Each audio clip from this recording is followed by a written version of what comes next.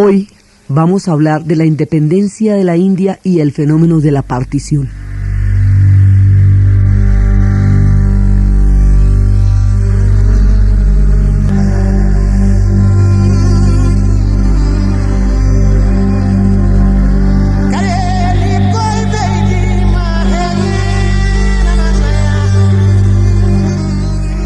La independencia de la India, toda la campaña fue suspendida durante la Segunda Guerra Mundial.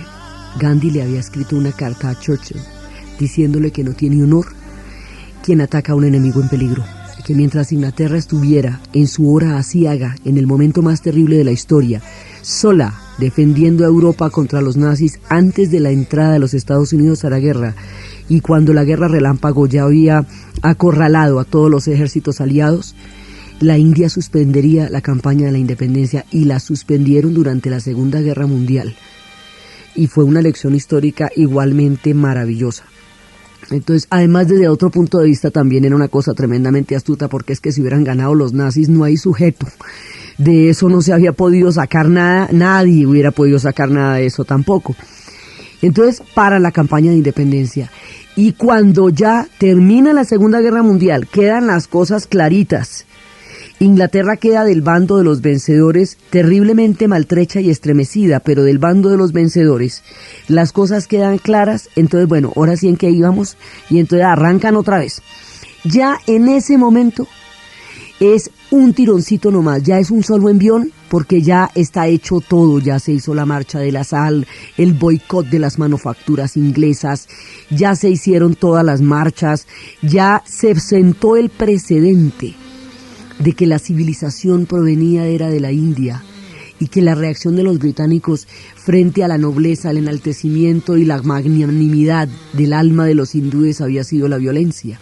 Entonces ya todo lo que el mundo tenía que ver y la lección histórica que se tenía que dar ya se había dado, por un lado. Y por el otro lado, Inglaterra estaba exhausta, había quedado tan supremamente destruida en la Segunda Guerra Mundial, había sido tan grande su sacrificio, tan terrible su hora de horror, que realmente, por mucho que le doliera y por mucho que algunos se opusieran, incluido Churchill, por mucho que intentaran, ya no tenían realmente con qué asegurar el imperio, ya no tenían la fuerza para oponerse a una decisión tan supremamente inquebrantable como la que habían demostrado los pueblos habitantes de la India, de independizarse.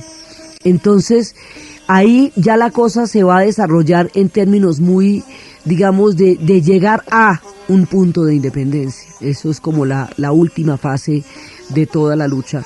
Ahí ya Gandhi había ganado, es decir, ya cuando entramos en la segunda parte, eso ya está ganado. Vamos a ver es cómo se hace, vamos a desarrollar los términos, a ver cómo es que se va a hacer. Pero lo que se quería demostrar ya se demostró. Y Churchill, que hubiera podido ser, digamos, un personaje que hubiera puesto muchísimos problemas para la independencia, ya no estaba gobernando.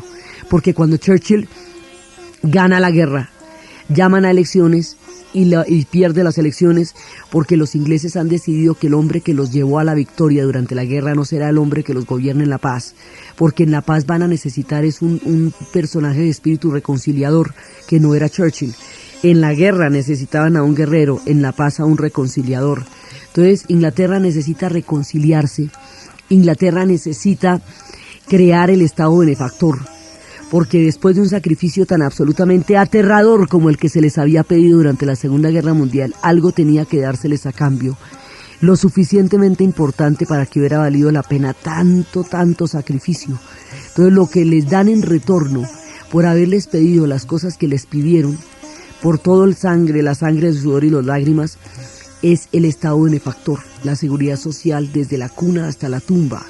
Inglaterra está montando el Estado benefactor, está reconciliándose por dentro, está reconstruyéndose como sociedad. Ya no es el arrogante imperio que podía gobernar el mundo allende los mares. Ya no quedan ni siquiera orgullosos soldados británicos, han muerto demasiados en la guerra. Entonces ahora Lord Mountbatten, Luis Mountbatten, asume el virreinato de la India como una figura llamada a protagonizar y a pactar la independencia. Es como el trato ya. él será el último virrey de la India, y cuando se está posesionando le está diciendo, cuando llega a la India dice que él, ese honor de ser recibido como el virrey de la India, será el último de los británicos en recibirlo y en poder decir que lo vivió. Y empieza, dice, bueno, entonces, pues hablemos. Y hablemos a ver cómo es que se van a dar media vuelta, se van a ir caminando de la India, como Gandhi les aseguró que iban a hacer alguna vez. Entonces Gandhi decía, bueno, yo ya no dudo de que la independencia se va a lograr. Lo que me preocupa es la forma que va a tener esa independencia. Esa es la parte que no me queda todavía clara, y ahí es donde estoy como realmente confundido. Sé que ya somos libres, lo somos, ya no hay ninguna duda sobre eso. ¿Qué característica va a tener nuestra libertad? ¿Cuál va a ser nuestra forma en el futuro? Eso es lo que realmente me desvela. Hay una ley en el colonialismo, y es que cuando se produce la descolonización, durante el proceso de descolonización o de independencia, en el cual un pueblo nace sobre la independencia de otro, hay un enemigo común, y todo el mundo está de acuerdo en ese enemigo común. Pero una vez que se logra la independencia o la descolonización, o como quiera que se le llame al mismo fenómeno, que es nacer a partir de la libertad frente a un país invasor, hay el problema de que toda la gente que tenía un enemigo común y un objetivo común ya no tiene nada en común. Entonces empiezan a darse enfrentamientos que varían según las diferencias de los pueblos, pero que llevan al mecanismo de la guerra civil.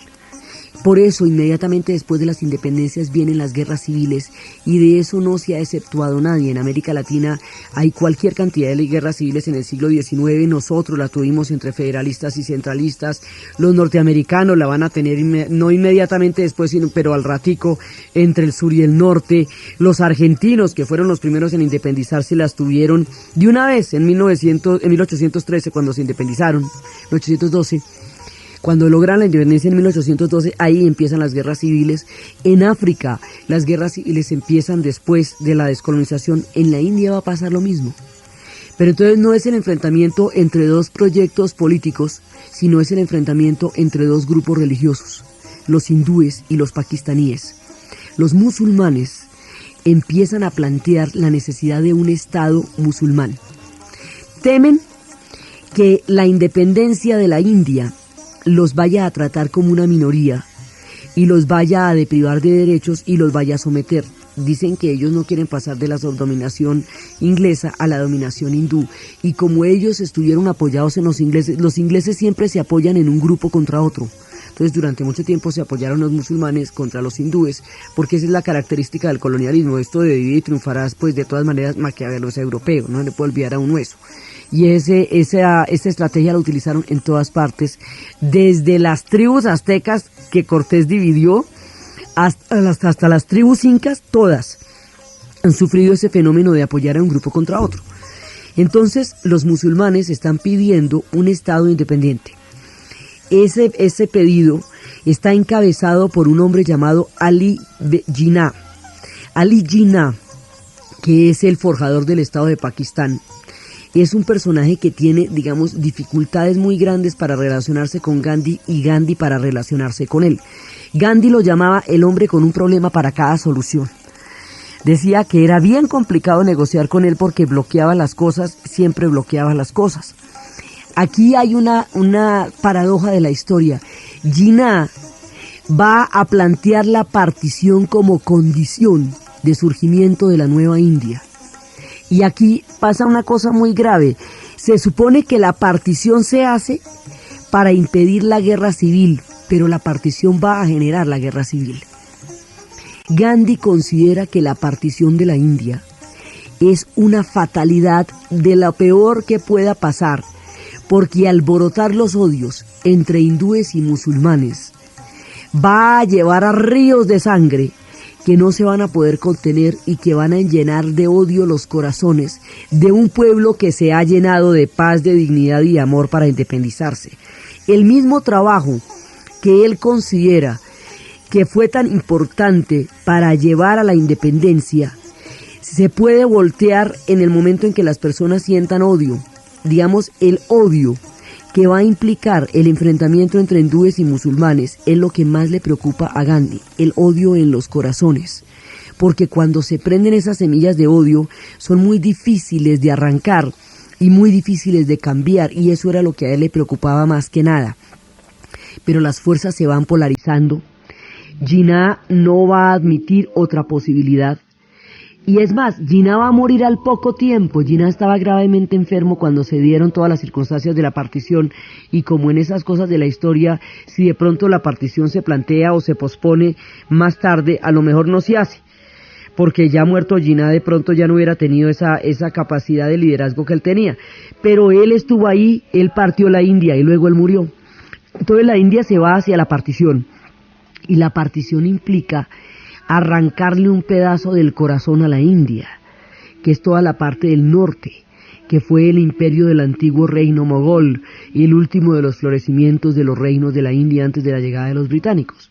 Entonces nadie se pone de acuerdo en cómo se va a dar esta partición, porque es muy difícil, que si por el río, que si por la montaña, que si por este lado, que si por este otro, y nadie sabe cómo se va a hacer eso. Entonces se toma una decisión, y es que vengan 3 ingleses que nunca hayan visto la India y la partan a pinochito, es decir, sin conocimiento de causa, para que lo que resulte lo respeten ambos, porque ninguno de los dos ha decidido exactamente de qué manera se va a partir la India. Y esto va a quedar como quede, y eso es lo que vamos a ver después.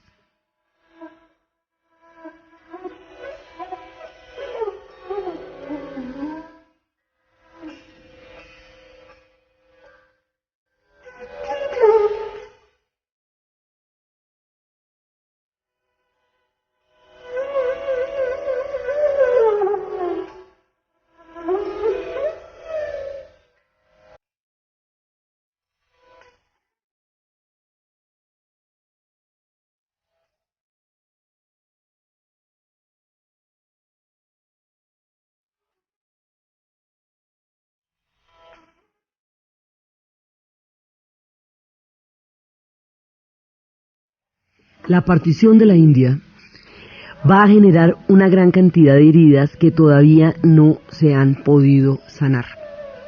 La partición de la India le va a producir a Gandhi una zozobra en el corazón terrible, y le va a costar la vida además. Y además de eso, la partición de la India va a romper unidades históricas que durante milenios y durante siglos se habían respetado, y ahora se van a trenzar en grandes enfrentamientos. Gandhi quería 3 cosas: la independencia de la India, la abolición o por lo menos la modificación sustancial en el sistema de castas, porque siempre consideró que si su lucha era por la igualdad, la desigualdad frente a los intocables no era tolerable en la nueva India. Tampoco la desigualdad frente a las mujeres, luchó por eso muchísimo. Y quería una sola India. Decía que los musulmanes y los hindúes son los 2 ojos de la India. Entonces él se opuso a eso con todas sus fuerzas, pero en ese momento se dan dando polarizaciones tanto entre los musulmanes como entre los hindúes, y también empiezan a aparecer en las filas. Ahí hay muchas divergencias, porque ya viene el tiempo de formar el país. Entonces hay quienes quieren un país industrializado, occidental, moderno. Gandhi dice que eso hay que tomarlo con beneficio de inventario, porque importar las miserias de Occidente tampoco haría más grande a la India. Entonces, cuando él empezó a reconstruir todo el tejido social a partir de la artesanía, se da cuenta que soluciones que a la India la pueden devolver a sus cauces históricos no necesariamente pasan por el mundo industrial. Él no consideraba que Occidente fuera la panacea, ni hubiera encontrado la solución a los grandes problemas de la vida. Entonces él dice, eso hay que tomarlo despacito, porque hay cosas que nos pueden servir, pero hay cosas que nos arruinan. Pero hay toda una tendencia, de todas maneras, modernizante. Hay todas las preguntas de cuando se va a hacer un país. Gandhi tiene una posición muy clara frente a todo esto. Entonces, en un momento dado, se desatan las oleadas de violencia más terribles, primero en Calcuta Pero de violencia, esto es que se desatan los odios y llegan los trenes cargados de gente muerta que han matado en el camino, hay emboscadas, hay enfrentamientos, hay un desplazamiento de pueblos gigantesco porque 12 millones de personas se van a estar movilizando en ese año. Toda la gente que está al sur de la India y que es musulmana va a empezar a emigrar hacia el norte. Y toda la gente que está al norte de la India y que es hindú y que correspondería al territorio de Pakistán va a empezar a emigrar hacia el sur. Entonces, mientras nos cambiamos de vuelta, ahí hay 12 millones de personas movilizándose de un lado para el otro, y en esa movilización se dan enfrentamientos durísimos. Entonces, cada vez que esos enfrentamientos se daban, Gandhi ayunaba, y ayunaba, y ayunaba. Y en el primer ayuno logra parar la violencia en Calcuta por la presión moral que su ayuno ejerce sobre la conciencia de su pueblo. Y así, ya ver, y me les muero, mejor dicho. Entonces decían, no, yo soy capaz de cargar con los crímenes tan horribles que he cometido, decían algunos, pero no con la conciencia del alma del Mahatma. Entonces paraba la violencia.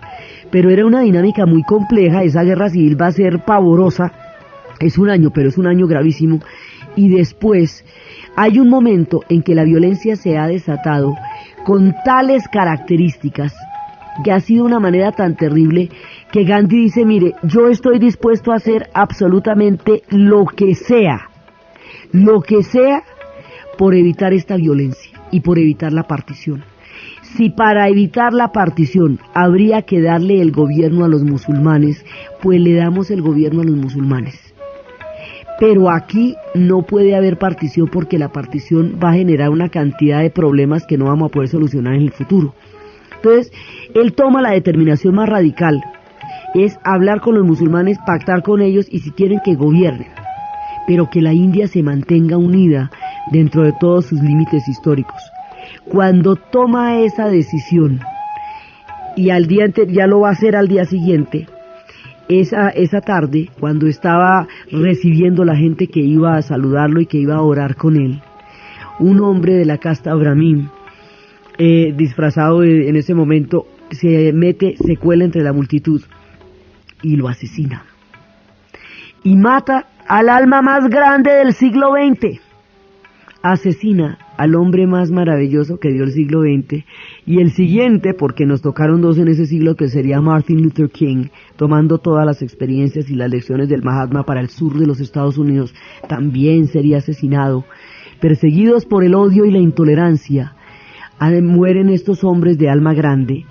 El asesinato de Gandhi es una cosa tan terrible y sacude la conciencia del pueblo de tal manera que para la guerra civil, de una, por vergüenza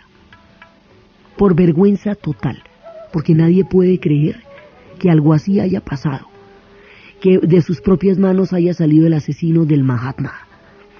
Entonces en ese momento ellos se quedan paralizados por la noticia y empieza a parar la violencia en todos lados, pero ya las condiciones están dadas, ya la partición va a ser inevitable en ese momento, y el Mahatma ha sido asesinado, y queda en la leyenda de las posibilidades de la conciencia humana, de hasta dónde se puede transformar el corazón de las personas con alguien que sea capaz de entender las fuerzas políticas, históricas, afectivas y espirituales que mueven el universo. Después Albert Einstein diría de él, las generaciones futuras no podrán concebir que un hombre así alguna vez haya habitado el planeta Tierra. Después quedará en la leyenda que un hombre así, de carne y hueso, con su palito y su trapito, haya atravesado un universo tan supremamente convulsionado y un siglo tan violento como fue el siglo XX.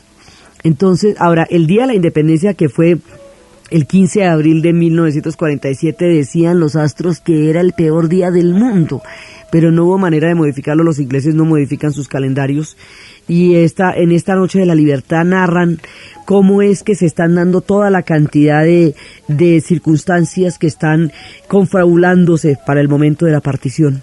Entonces la partición Todo esto, digamos, es terriblemente doloroso porque cuesta el asesinato de Gandhi, cuesta casi 1 millón de personas muertas en esa guerra civil breve, pero muy sangrienta, porque con estos tamaños de población donde se enojen, eso es muy bravo. Entonces, imagínese usted que ellos en ese momento eran 450 millones de habitantes, donde, mejor dicho, que se pongan bravos 2 con 2. Eso es muy grave ahí.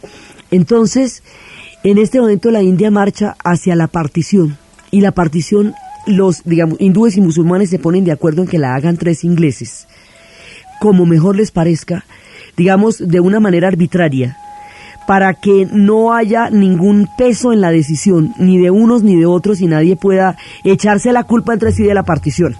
Ese es como el papel que le piden a los ingleses, y realmente los ingleses ahí están, digamos, ese es como el papel que hacen, el garantizar una partición que ellos tampoco estaban interesados en hacer, pero la fuerza de las circunstancias no dejó otra salida. Esa partición quedó... Esto quedaron las ambulancias en una parte y los hospitales en la otra. Quedaron las estaciones de policía en un lado y las radiopatrullas en la otra. Eso quedó, además quedó partido en 2 países. Pakistán se convierte en 2 países. Un país oriental y un país occidental. El Pakistán occidental es lo que hoy llamamos el Estado de Pakistán. Y el Pakistán oriental es el que más adelante, cuando se independice también, se va a llamar Bangladesh, lo que hoy llamamos Bangladesh. Entonces, esos son 2 Pakistanes y se supone que son un solo estado, pero están separados por 1.200 kilómetros de territorio de la India. Entonces, hágame el favor, esto es como si la Guajira gobernara la Amazonía y lo que hay de territorio entre uno y otro no fuera un mismo país. Entonces, hágame el favor, mándame el fax, la postalita, la orden, mándeme, gobiérneme así, cóbreme los impuestos, nómbreme maestros, págueme nóminas. ¿Cómo construir un estado y cómo hacer viable un estado que queda a 1.200 kilómetros por entre otro país de otro estado que es la segunda parte? Eso queda muy chistoso. Eso no se va a poder sostener. Y como no se va a poder sostener, entonces por eso es que se va a producir la guerra de Bangladesh tiempo después por la independencia. Entonces, el Estado de Pakistán se crea. País de los puros, son una serie de territorios también reivindicados como un acróstico, digamos, hay toda una simbología. Pero entonces, el país de Pakistán es un Estado de todas maneras de un fundamento teológico, porque el argumento era que religiosamente ellos no podían vivir bajo el mundo de los hindúes porque no consideraban que hubiera garantías para sus derechos. Lo cual además es todo esto es muy paradójico, porque si hay alguna doctrina que es capaz de asimilar absolutamente cualquier forma religiosa es el hinduismo. Entonces, si hubiera sido un estado laico, pues no habría necesidad de crearlo, porque entonces no estamos trabajando sobre el esquema de la religión. Entonces, el nacimiento, de hecho, es un acto teológico, el nacimiento del Pakistán, y es un acto teológico islámico, musulmán. Entonces, aquí queda de la siguiente manera: la Cachemira, que era, pues, digamos, la época, el esplendor del tiempo de los mogoles, tiene una fuerte concentración de población pakistaní, pero también hindú y también china, para que aquí el problema sea grande. Entonces, desde el punto de vista de los hindúes, la Cachemira era el lugar donde Shiva le había revelado a su esposa Parvati en la gruta que va hacia el camino al secreto de la inmortalidad. Y desde el punto de vista de los musulmanes es el lugar donde el gran imperio mogol encontraba los descansos del verano en la suave Cachemira. Entonces, unos y otros tienen reivindicaciones históricas de un profundo imaginario que coinciden con la Cachemira. La Cachemira quería ser independiente, pero el ejército pakistaní invadió la Cachemira inmediatamente después de la partición. Entonces el ejército hindú invadió la Cachemira para poder sacar al ejército pakistaní y lo sacó de allá. Pero la Cachemira quedó bajo la protección de los hindúes, quedó formando parte de la India. Hoy por hoy, la India no la suelta, no la va a soltar, y los pakistaníes reclaman más o menos la mitad de la Cachemira como suya, porque mucha población de ahí es islámica.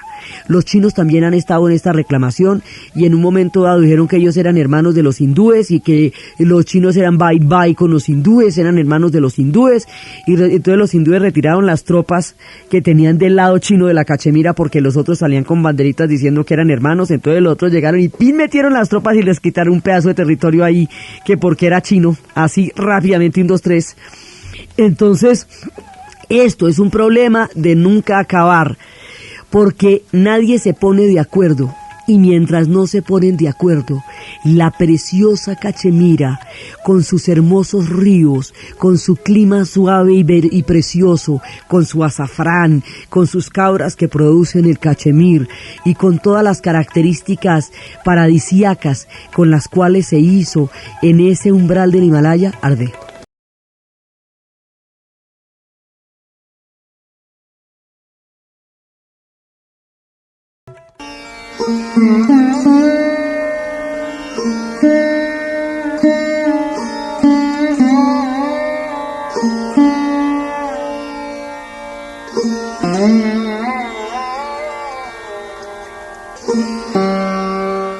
La Cachemira arde todavía y eso no se ha solucionado, pero en cambio ahorita hay bombas nucleares de lado y lado, de Pakistán y de la India, por la Cachemira.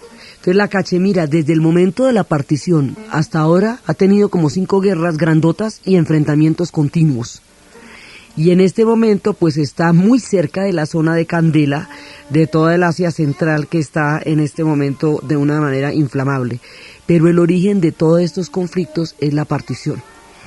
Por otro lado, existe otro pueblo que habíamos hablado de Nanak, el personaje que se había sumergido en un lago y había salido a los 4 días, después de que todo el mundo pensó que se había ahogado.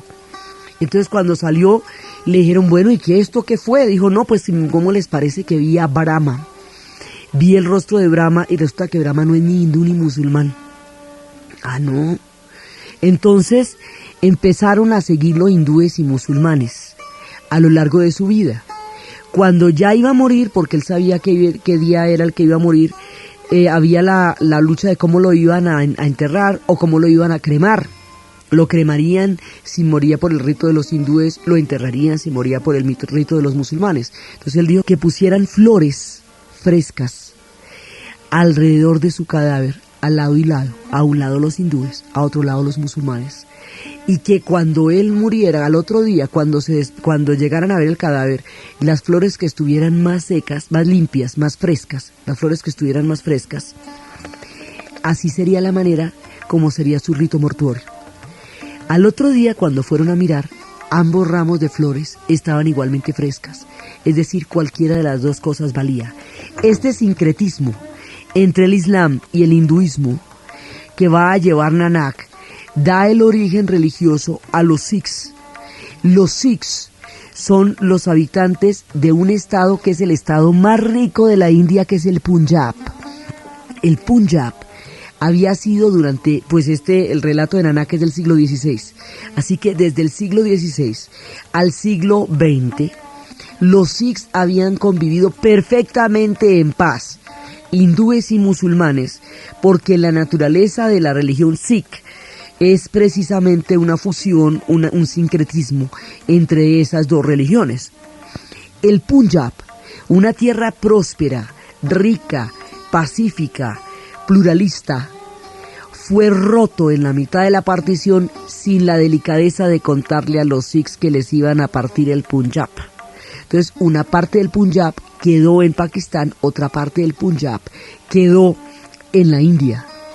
Y ahí estallan unos brotes de violencia durísimos por cuenta de la partición, donde antes reinaba una armonía y una concordia grandes porque no existían diferencias sustanciales que los alejaran o llenaran sus corazones de odio. Ese va a ser otro conflicto gravísimo que más adelante le va a costar la vida a Indira Gandhi. Entonces, eso lo vamos a ver después, pero el origen es, en la partición es que empiezan los conflictos dentro de los Sikhs. Los Sikhs se reivindican como herederos y descendientes de los dravídicos, es decir, de los primeros habitantes de la India antes de la llegada de los arios, y son los que tienen el turbante. Este pueblo va a quedar roto por la partición. La Cachemira va a quedar en un territorio de disputa permanente. Pakistán va a quedar en unas condiciones muy particulares porque Pakistán, ¿se acuerdan que han corrido la frontera del paso Khyber para que el Imperio Británico pudiera trancar la expansión del Imperio zarista? Entonces mueven la frontera por Afganistán hasta el paso Khyber, a pesar de haber perdido esa guerra contra los afganos. Los afganos están compuestos por un pueblo que se llaman los Pashtuns, que son una mayoría. Ese pueblo es tanto de Pakistán como de Afganistán y es el mismo combo. Cuando corrieron la frontera hacia el paso Khyber, rompen la unidad de un pueblo que durante mucho tiempo ha sido el mismo, los Pashtuns. Entonces casi que es como dos pedazos, dos países, un solo pueblo, los Pashtuns. Entonces la política de Pakistán va a influir siempre sobre la de Afganistán y al revés, porque son los dos pueblos los que están ahí contenidos, el mismo pueblo contenido en dos países. Entonces, a la hora de los conflictos actuales, Pakistán juega un papel importantísimo ahí porque tiene la otra mitad de la población que se estaba moviendo en Afganistán, y los talibanes llegan mucho tiempo después al poder con apoyo del gobierno pakistaní de la época, porque Pakistán va a tener siempre una gran divergencia entre una tendencia laica, que era como la de Benazir Bhutto, y una tendencia islámica, una tendencia religiosa, teológica. Entonces, Pakistán va a tener, digamos, su propio espectro de conflictos dentro del Asia Central. Entonces se han quedado todo este montón de líos durante la partición. Gandhi ya ha muerto y no pudo evitar eso, no lo pudo evitar, y tenía, digamos, con la cantidad de líos que se han armado, uno se pregunta si el otro no había visto mucho más allá en el tiempo los conflictos que hasta ahora se empezaban a dibujar en el momento en que unos y otros hablaban de la partición. Entonces, la partición se supone que se hacía para evitar la guerra civil, pero la guerra civil la tuvieron de todas maneras con la misma partición. Entonces ahí está, digamos, como un conflicto que no ha logrado resolverse en ningún sentido, para ningún lado, ni para la Cachemira, ni para el Punjab, para nada de eso se ha logrado resolver el problema de la partición. Entonces, ¿qué le va a pasar a la India? Entonces ya estamos hablando de dos países, no de tres, porque después va a salir Bangladesh. Ya no estamos hablando de la gran India, estamos hablando de la India y Pakistán, porque a partir de la partición empieza a existir el Estado de Pakistán y a tener su propia dinámica histórica metida dentro del mundo de los demás pueblos del Asia Central. Por un lado. Entonces, ¿quién va a subir a gobernar la India después de todo esto? Nehru, Jawaharlal Nehru. Nehru era otro de los grandes líderes de la independencia hindú, que está de la independencia de la India, que eran Gandhi, Patel, Nehru. Entonces, Nehru va a ser quien realmente arme la India. Y eso va a ser una cosa impresionante lo que va a hacer este hombre, porque hay una parte de la India que era británica, pero no toda la India era británica. Había 500 principados independientes que no formaban parte de la India británica. Entonces usted sacó a los británicos de la India, claro, y era su colonia y su dominación, pero ahí le quedan 500 reinos independientes, algunos del tamaño de Francia, para articular dentro del proyecto de un país que se llame India. Bueno, ahí le pongo ese problema. Pues Nehru lo logró resolver, unos a las buenas, otros no tanto. Sí, a algunos los invadió, a otros los convenció, pero logró integrar los 500 reinos a la India, por un lado.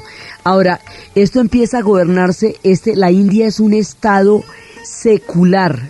Eso significa, ser un estado secular significa que no reconoce a una religión predominante, sino que le da validez equivalente a todas las religiones. Esto es distinto a un estado teológico, donde solamente prime una religión, o es distinto a un estado laico que desconozca la importancia, o digamos que separe perfectamente lo religioso de lo político. Aquí todas las religiones son válidas. Es válido el hinduismo, es válido el islam, es válido la minoría cristiana que hay allá, es válido el jainismo. Todas las religiones son válidas ante la ley en la India. Y esa era la manera como eso se podía hacer. Esto va a permitir que en este momento, actualmente, no en nuestro relato, sino en el futuro de nuestro relato, ahorita, en este momento, en el año 2002, haya llegado al poder un musulmán. después de toda esta cantidad de cosas que han pasado, porque hay libertad política, es decir, cualquiera puede, en razón de su religión no se le puede impedir que haga una carrera política. La nueva India, la India independiente, también va a hacer un énfasis importante en cambiar la condición de los intocables, y en eso la herencia de Gandhi va a ser interpretada por Nehru. Y después de eso va a haber una cantidad de subvenciones hacia los intocables, cupos en las universidades para los intocables, mejorada de sus condiciones de vida, hasta el punto de que gobernó el año pasado un presidente que provenía de la casta de los intocables. Entonces, digamos, muchas cosas empezaron a cambiar y a proyectarse dentro de la futura India. El peligro más grande que tenía la India después de la independencia es que ya está montada la Guerra Fría. Y la Guerra Fría, ya estamos en el 48, en el 48 las cosas son gravísimas, ese es un año álgido durante la Guerra Fría. Entonces, la idea es que esa bipolaridad de los Estados Unidos y de la Unión Soviética no se trague el proyecto de independencia de la India, y eso es lo que quiere Nehru. Entonces se va a juntar con otros personajes que tengan condiciones históricas suficientemente buenas para poder intentar una tercera vía. Uno de ellos es Tito, porque Yugoslavia derrotó solita a los alemanes y fue el único, a los nazis, y fue el único país fuera de la Unión Soviética que contó ese cuento en Europa. Entonces, cuando llegaron unos y otros, los aliados y los soviéticos, a liberar y de una vez a alinear los países que fueron siendo, donde los alemanes fueron siendo evacuados por las tropas aliadas o soviéticas, pues llegaron a Yugoslavia, ya los tenían a mordiscos en un camión, los habían sacado de ahí y les dijeron, bueno, miren, ahí queden con ellos. La autonomía que esa victoria le va a dar a Tito, la independencia de la India, inspirada en un recurso que proviene del suelo de su tierra, que es la fuerza del espíritu, por lo tanto no le debían la independencia a nadie, ni le compraron las armas a nadie, porque no utilizaron armas, ni entraron mercenarios, nada. La autonomía que le da la India, haberse liberado sobre la fuerza de su propio espíritu, y el proyecto de Nasser, el panarabismo, como un proyecto cultural, político, histórico, que le dé a los pueblos árabes una dignidad en el mundo después de la era colonial, les permite lanzar junto con Indonesia, que estaba también en un proceso similar, lo que se va a conocer como los no alineados. Los países no alineados, integrados originalmente por Tito, por Nasser, por Nehru y por Suharto, estos países no alineados tienen como objetivo establecer unas condiciones de independencia distintas a la gravitación entre los Estados Unidos y la Unión Soviética. Y eso es lo que intentan hacer. Ahora, el mundo será cada vez más estrecho y más bipolar, y cada vez será más difícil mantener lo específico de un conflicto por entre esta ajedrez macabro que terminó metiendo a todo el mundo dentro de sus dinámicas de polaridad.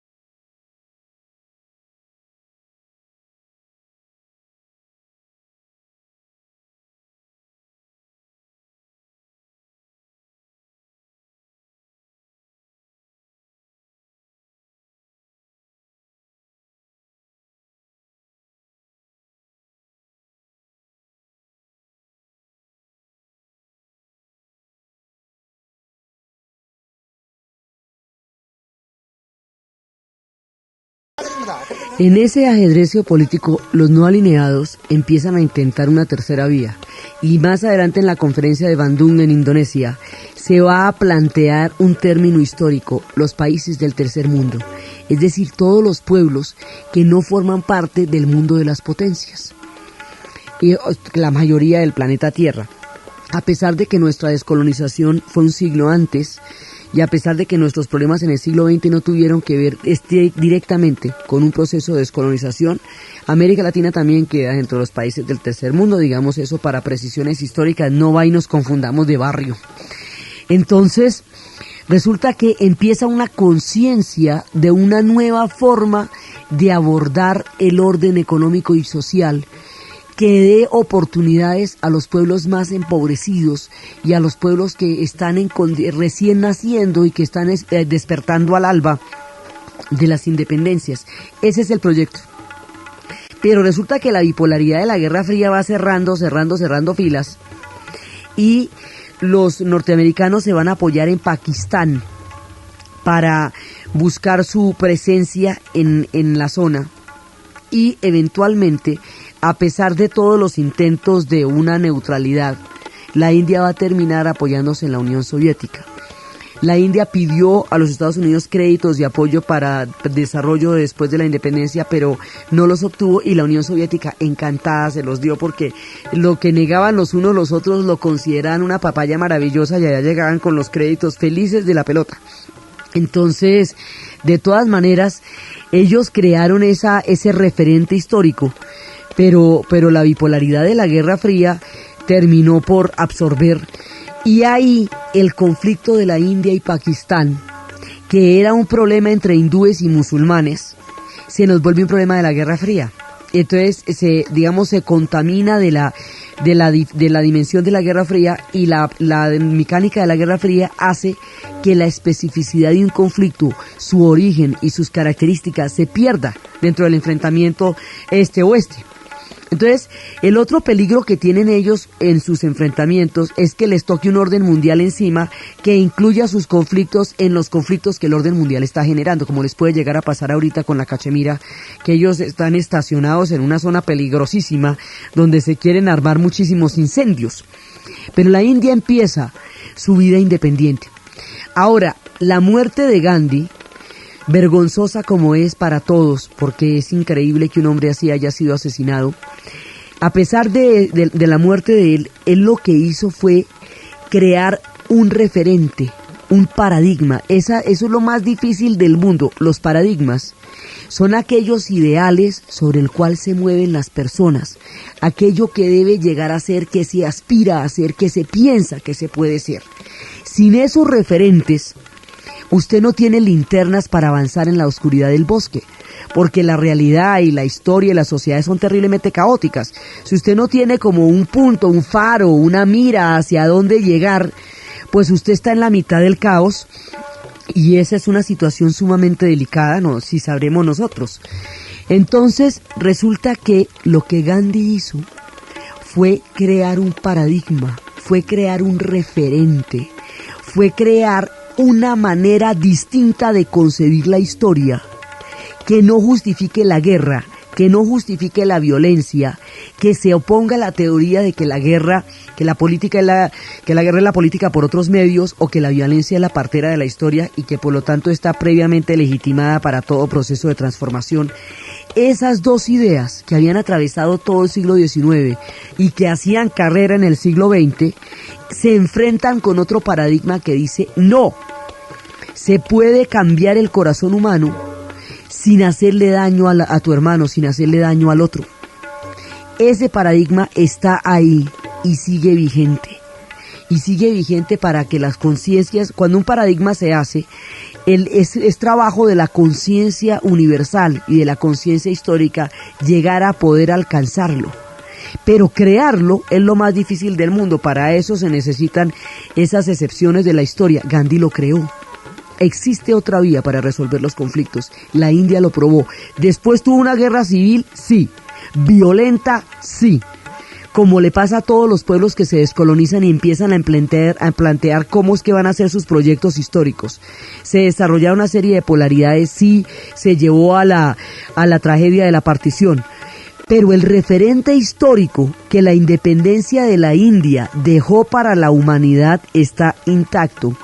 Y la India se constituyó en una nación independiente con un éxito grandísimo, porque para la gente que hubiera podido morir en un enfrentamiento violento y directo contra el Imperio Británico, fue una cosa increíble el número de muertos, digamos, con relación a lo que hubiera sido una guerra violenta, la devastación, la destrucción que eso hubiera generado en la India. Nada de eso pasó. Nada les fue destruido, porque la guerra se hizo en el terreno de los corazones y se hizo a través de la dignidad y de la no obediencia y del no reconocimiento del otro. Entonces, ¿cómo será de fuerte el paradigma que con eso es que Martin Luther King va a emprender la marcha por los derechos civiles en el sur de los Estados Unidos y va a desegregar el sur de los Estados Unidos y van a poner fin a un sistema de segregación que ya para entonces llevaba casi un siglo, que se añadía a 300 años de esclavitud de un pueblo. Entonces, estos paradigmas están ahí para ser leídos, están ahí para ser escuchados, están ahí para entrar en el corazón de las personas, cuando las conciencias de los pueblos sean capaces de entenderlos. Eso fue lo que hizo Gandhi. La India sigue su camino, más entre humanos que entre divinos, pero está desarrollando su proyecto de historia, de pueblo, y después de Nehru es el armador, porque es que siempre hay una persona que es a la que le toca armar e inventarse el país, legislarlo, crear crear los sistemas de gobierno, de representación, cómo lo vamos a dividir con esta diversidad tan grande. Pues entonces se dividieron en zonas lingüísticas, en familias lingüísticas porque si no había problemas.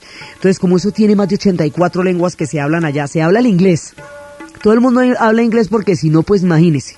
Pero hay 84 lenguas y hay cualquier cantidad de etnias porque como todo el mundo ha pasado por la India y ha dejado un asentamiento allí. Entonces, el armar el gran rompecabezas de la India, eso lo hace Nehru, y eso es un trabajo de gigantes. Porque armar un país siempre es una cosa muy compleja, pero armar la India, vea, échele ese cuento. Entonces, Nehru la arma y es un tipo grande. Y él va a crear una dinastía, porque después de Nehru va a gobernar su hija, Indira. Y después de Indira va a gobernar el hijo de ella, Rajit.